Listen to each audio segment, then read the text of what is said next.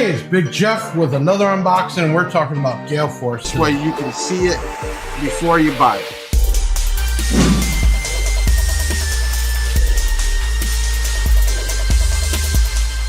So Galeforce came out with only 2 speakers. They had the F3s, and you know what? They built that into a line and then came out with the F1s. And now, because that was really designated around baggers and marine and outside, they had such a huge car audio interest and they were using those speakers, but everybody's like, hey, make something for us, or even on baggers that we're not worried about being marine proof or waterproof, make it out of paper cones. Well, Galeforce did that out of Sarasota, Florida. They came out with the T25 tweeters and the new G3 series, which, as you see here, is a Neo magnet with a double, that's really cool, double surround, just incredible paper cone. Now, why paper? Well, the pro audio scene started a long time ago with like Bema and Eminence and other stuff,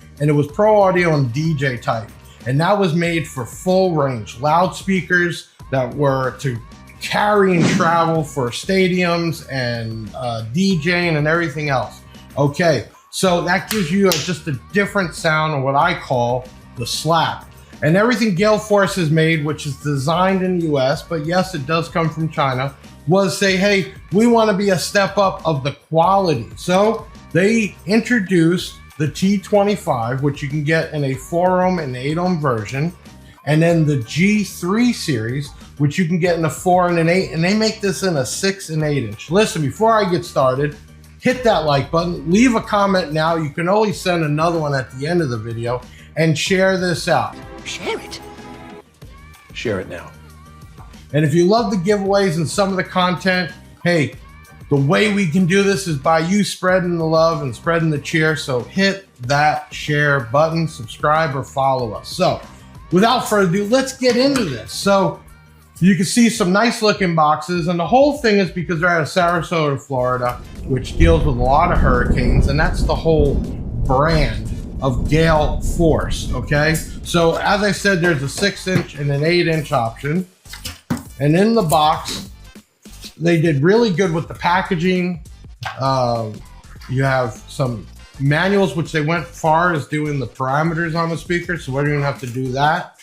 And it is Neo, which is kind of cool. So there's a lot of controversy. Do people want the quality and the efficiency of it over the price? Well, I can tell you, and we're going to prove it later, that something rated as a low RMS rating doesn't mean it's bad. It's not bad. It means it's efficient, and we're going to show that. But until we get there, I want to go over a few things. So first thing you notice on here, man, that's really cool how they did that logo all around. I actually dig it. And I'm not even a huge fan of paper cone, but this one looks really cool. The basket's got like a texture, not a rhino. And I love that configuration of the magnets. Now this thing is pretty light too. And as you can see, and we're gonna check, mounting depth is pretty incredible. Even on the 8 inch, not that much of a difference.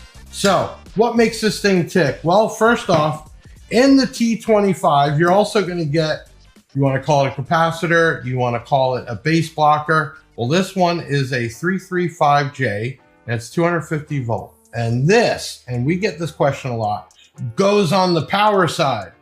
Okay, and you kind of might be laughing if you know what you're doing, but a lot of people don't know, or they just put this in line, they still hook the wire up here. The way this works is the power side, and this is, needs to pass through this, and you connect this part to the amplifier. It needs to pass through it. So I have seen returns where people had these on and they sent us pictures saying it wasn't working right. Doesn't work. Doesn't work. It doesn't work. It blew it up, and they had this on there and just wire to here. And hey, sometimes simple mistakes, sometimes just being new, but I wanted to clear that up. Here's the other cool thing that I like about this. First, let's talk about mounting depth. Is it deep? And the weird thing is that can be changed, and I'm gonna show you how. So mounting depth is after you install this, and let me tell you, you have an outside trim ring, you have a plate, and then you have an inside trim ring. This piece here is made to wedge whatever your substrate is in the middle. So if I didn't want to use that plate and I wanted this more flush, I could spin this all the way up, and depending how big my door panel is or my pod, whatever, I would tighten that up on there, and then I would have very little sticking out. By doing that, the mounting depth gets bigger. If I had a mounting depth issue, I would back this all the way down and I would just have more of the tweeter sticking out. Okay, so that's a really cool design by doing this. Or you can do it as simple as this. And let's see what this is actually. We're gonna go in inches. Right there, 1.72. So you can pretty much do a whole saw and cut that out, pop it in there, and you can mount this piece. So how does this work? Well, you set your level there. This piece would go on there. And let's say I want it to be nice and flush and I have the mounting depth. That's real cool. And because I'm not using the door panel or the pod or whatever as the wedging in, I'm gonna screw this plate right into it, and it's that simple. So that's a really cool design, and I'm sure there might be some others like that out there, but I haven't seen many with that type of design, and it makes it pretty much dummy proof. Here's the other cool thing. By the time this video airs, they're gonna have recones for these because they're not cheap. We're gonna get into that, and also diaphragms. And I was just looking around and said, well, maybe I'll do a video on that. I've done it before, but it was real simple. I went over there and almost eyed it. This was a T15, which is a 75 millimeter, and which I didn't know some. I'm gonna show you. I pulled the one screw out. I pulled the second screw out. That's simple. And I pulled the third one. And to rebuild this tweeter, even on the fly, that is it. There's your diaphragm. Real simple. But then I noticed, and I didn't realize it, that the cone, which some people, when they have these on full range loudspeakers, I think this is a tweeter, it's not, it's a cone. It changes the direction of the audio, and you can actually get a wider range of frequencies just from that. But the cool thing is, you could scuff this up and paint it to match whatever your build is. I think that's a good idea. And then it just goes right back in there, pretty simple. Now, here's the crazy part. The sound really only transmits through such a small area that I could barely even measure it, honestly, here. Let me see. Let me see. Let me put it to millimeter. You're talking less than a millimeter of a gap. But that right there can come out. You can paint that. You can replace this. Fix it up. Line up your marks. And put her back together. That's how simple it is. Now, why is that important? Well, tweeters are hard to hear distortion because it's such a high pitch frequency. And a lot of times if we tune it, things change. The weather, the voltage, there's all types of variables that you can't just tune your system one time and it's good forever. The other thing is when you get used to it, then you start to turn it up a little bit more and more. So chances of blowing or frying a diaphragm is pretty great. But use the cap for short. So many times over the years, I've seen people and they tell us what they have and they never even use this and they're sending a full range signal through this. It's a little diaphragm, it's not made for that. So what is the frequency rating on this? Let's pull up the tweeter and some specifications. 104 dB, that is really cool. 3 kilohertz to 20 kilohertz. So good spectrum, pretty wide. And these things really only need 35 to 95 watts. And you're gonna see in the test video what I'm talking about, and we're gonna keep the power low and show how these will scream. So I put that back on. If I wanna use that plate, I put that back on. And then from the front, that's what you're gonna see. Really cool design. Cost though, yeah, you're gonna pay. They're sold at per. And that's the only thing I would say I would rather have, even though it'd be more money, but I like the set. You're really not buying one that often. And even if you blew it up, you're replacing it. But it does show 100 watts RMS. And man, you don't even need that much. But this is $64.99 right now. How much? How much? $64.99. So you're gonna have that times 2. So it's not a cheap or inexpensive, but I'll tell you what, it is very efficient and I like the sound. And I'm not even a guy that likes that pro audio sound. This is on the border where I would actually have this in one of my personal vehicles. So that's that piece right there. And the cool thing is you can get this in a 4 and 8 ohm. Now, why is that important? Well, guys that are running multiples of them and they need to wire it down, if they're using one channel on an amp, you know, you're tri-amping, you have your tweeters, you have your mid bass or mid ranges, maybe even compression horns, and your subs. So, you know, getting the option to say I want to run a bunch of these and I can get 8 ohm, which means I can work my way down. That's a good option. You don't see many of those options on the tweeters anymore. So that's pretty simple. But then let's look at this thing here. Now, this is the 6-inch. This also comes 8 ohm or 4 ohm. And this is only rated at 200 watts. And that's why I want to test it and show you all that that is a good thing, that you can produce that much sound and clear sound that you don't need a ton of power. What's the price tag on this? Well, Big Jeff, I'll tell you right now, $149 a piece. So again, you're going to spend $300 for a set of these. But I'll tell you what, when you hear these things, you're going to know I'm worth it. It's definitely worth it. Now, let's look at a couple of things here. We're going to go back to inch. Mounting depth. Man, mounting depth on this is only less than 3 inches on the 6. And let's see what they had as specifications on it. 200 watts RMS, 8 ohm or 4 ohm, 93 dB sensitivity, frequency range 115 to 6 kilohertz. 115, that's pretty low. So incredible mid bass, you can get to hear that. Voice coil length is 11 millimeters. Resonant frequency, the FS 115. Let's see here. Excursion 2 millimeter. It is a die-cast aluminum basket with a nice texture. Now, here's another thing that I really like. And let's turn on the Big Jeff cam. Cam activated. Look at the push terminal. So a lot of times these go on there and they break off because you got to put so much pressure on it. Well, I'll tell you what, they made this piece and it's out of plastic or some type, and it's riveted in there. This actually supports and gives you something to push onto. So I really dig that. I really do, because that's the first thing to break. Obviously you could replace them. You drill off the rivet, get this piece off, and you can replace them. But let me grab the new camera. Up close and personal. So Ben, am I up or down? Okay, perfect. So up close and personal. First thing we want to look at is it's a weird spider, meaning you can feel how thick it is, but it's pretty loose. Okay, looks like they have gold-plated screws in there. You can see these push-button terminals. And then in here, which I noticed, there's a grate, and I'm guessing so it doesn't suck up anything too big, it would get blocked there. So that, again, it's all in the designing, and you can see that texture right there. I dig that. I really do. Paper cone. I love the logo, the whole hurricane type thing. I'm really cool with that. But you got single tinsel leads, but I mean, it's a really good built, put together speaker, whatever factory they're doing. And you can tell that Alan put some thought. This isn't just something off of the wall. So that's the 6-inch. Let me keep the up close and personal.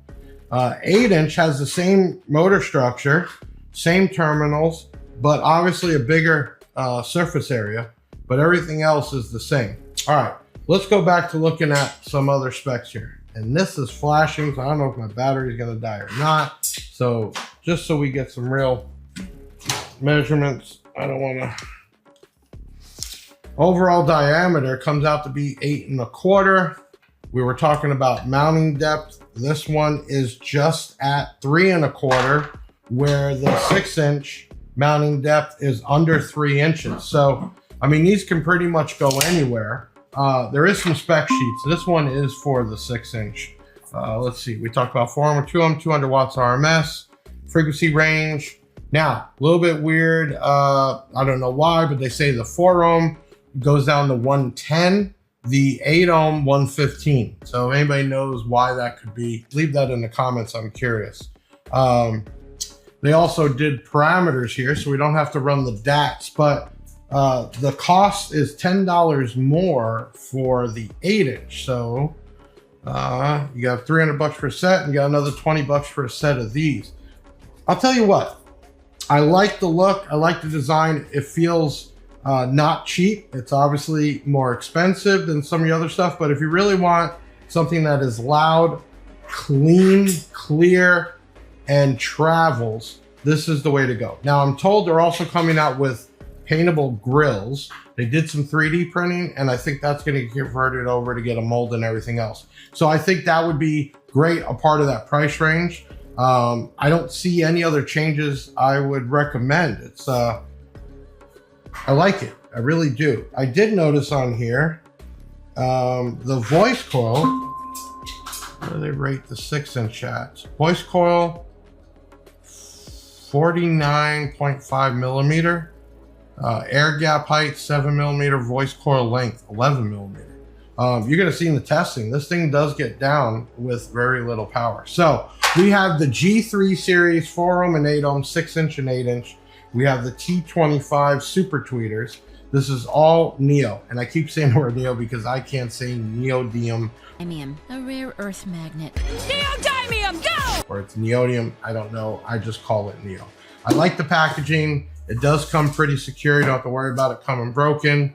The G8 here, specs, same thing, 200 watts RMS. It's the same motor structure, but frequency range, this goes down to 86 on the 4 ohm and 94 on the 8 ohm. So up to 5.5 kilohertz.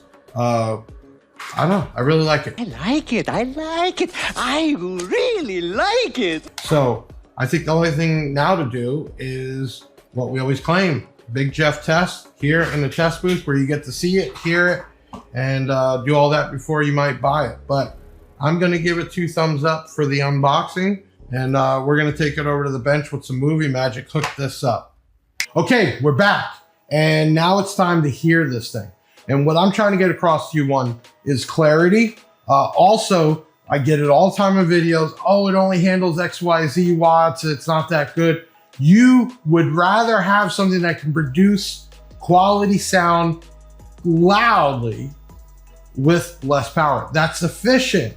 That means if I don't have to send 500 watts some, and I can get the same output with the same clarity with 100 watts, that makes more sense. Now we're talking about neo magnets here. We're talking about Galeforce having some design of that quality. I also want you to pay attention to that slap, that mid bass from the paper cone. So what we have here, I have a March 5000 full range. Obviously we're not using nowhere near it, but we have that. I have our trusty AM1 here, which I'm gonna turn on right now.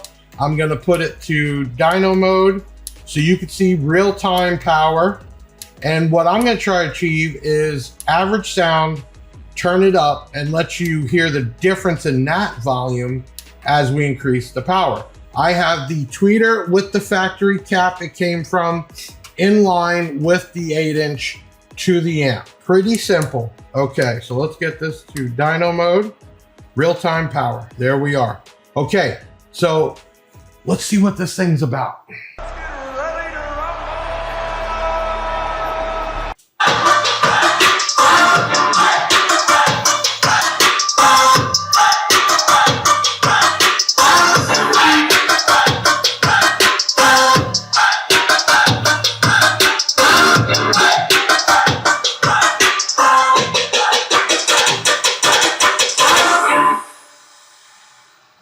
Now, when it kicks back in, it is very loud in here. And I'll talk at that loud volume continually through watch the watts.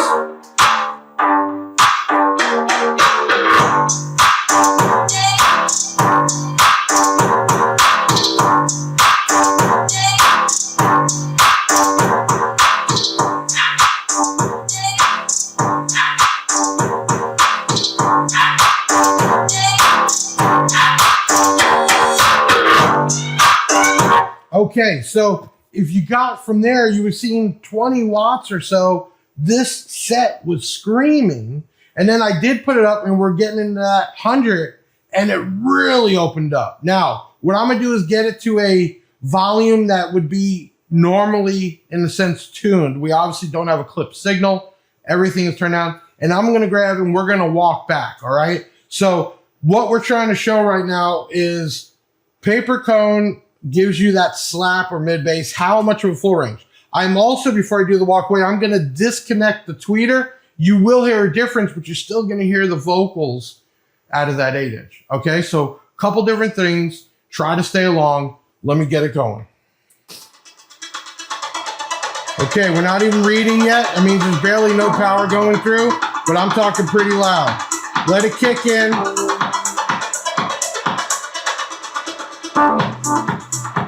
All right, so I'm having to talk real loud right now.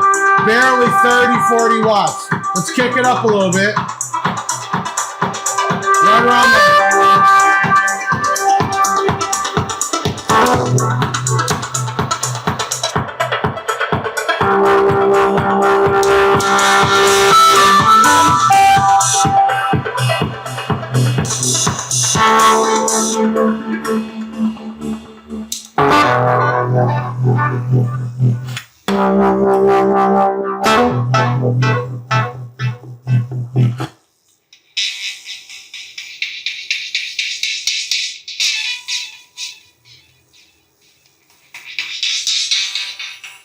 Okay, so the tweeter is playing, but it's not even reading.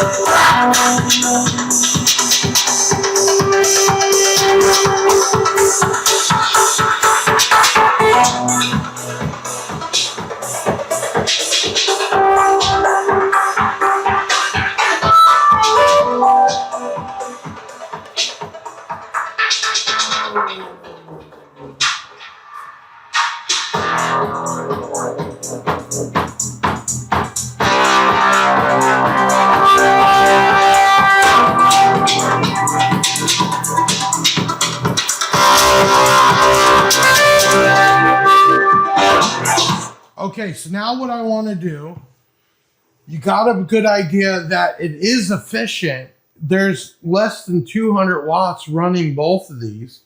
I'm going to do it one more time, but I'm going to crank it up a little bit. And I want you to see that difference once we really put some power, which, again, always follow RMS ratings. That's what the manufacturer puts out. I know people say, oh, I got 30 years of my blade. Okay. Man, don't blow your stuff up. Enjoy it. It only goes so loud. But for people that really know doing, they're going to spend the time tuning it. Those are the guys that can push that level. Now, do you want to run it like that all the time? No, I would save that as a setting for particular times. There are times you want things a little more aggressive than others. So let's get the music playing again. Watch the power, and I'm going to give it a little bit of juice.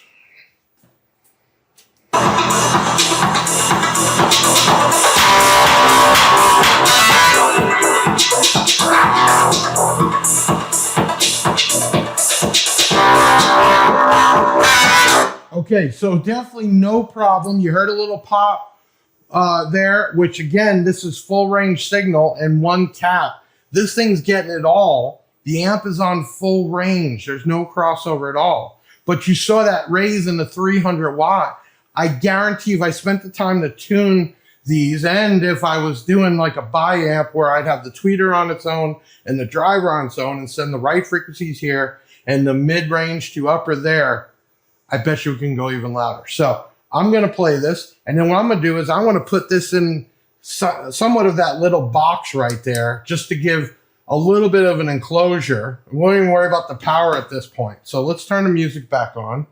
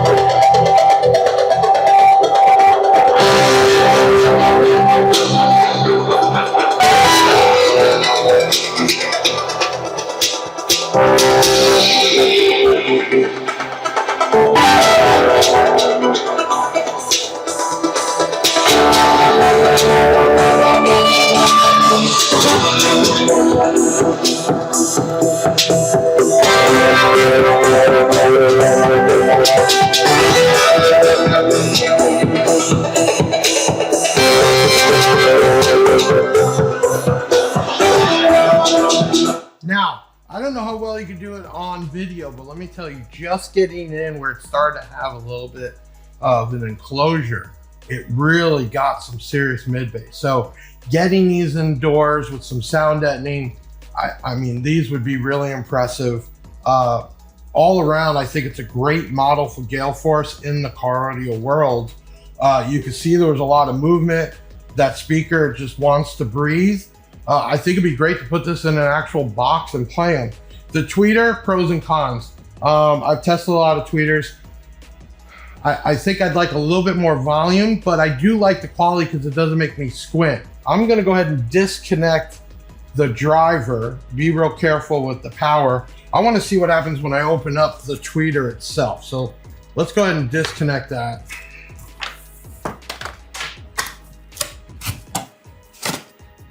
All right, so as you can see, we got a tweeter and we have a cap, and I'm gonna send a signal through it, and let's get it going.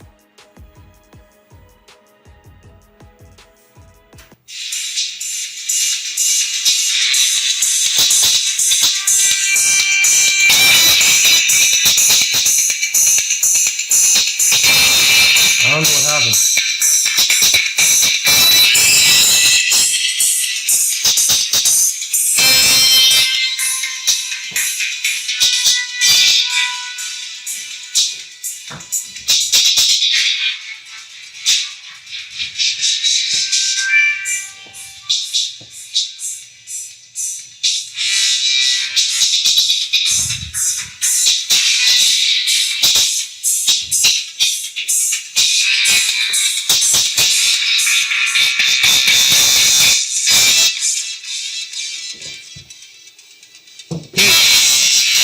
We're not even putting 24 watts to the tweeter, and I'm having to talk this loud.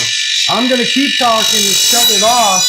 I'm talking at the same volume I'm talking now, just to overtalk that tweeter. So it kind of proved my point that efficiency, and the way I look at it, and again, you all can comment and let me know, efficiency is, I don't need 1,000 watts to produce the sound I can do in this case with less than 50. And I bet if, like I said, I tuned it, got rid of the cap, and actually put the tweeter the way it should be hooked up, I probably could go to 100 and it would just be ear piercing. And then on the driver, we were doing great around 100 watts. And when I got to 3, it really opened up, and I know it's really hard on the video. So I'm not even going to go back to close this video, because that's basically what it is. I feel the price range, if you're looking for some sound quality with a ton of volume that you can actually hear the music without giving you the sour ball face, it was a great hit with these G3 series. So I'm impressed. The review, I'm gonna give it an 8 out of 10. The 2 off, nothing's really perfect. I really can't say much about it. I wish, and I think they are doing some grills. That would be beneficial, but those are on the way. But man, I give 2 thumbs up for this. So hey, I appreciate you watching this video. I know it's kind of hard with these type tests. At least I was able to show you some kind of power ranges. And without you actually being here to hear that difference or what it sounds like, it's really hard. But I can tell you, it is something I would put in one of my vehicles. I do like the sound. I do like that slap or the mid bass. And the tweeter is probably where I'm off a little bit, because I'm more of a soft dome type guy. I don't like it real ear piercing, but for a pro audio type setup and you want it to carry or travel, I give 2 thumbs up for that. Hey, I'm Big Jeff from BigJeffAudio.com. We have this stuff in stock. There'll be links on the video. Leave a comment, share this out, hit that like button. It really helps out. Doing that allows us to do these things. Also, all the giveaways we do. So spread the love. Hey, I'll see you on the next video, man. I'm Big Jeff signing off.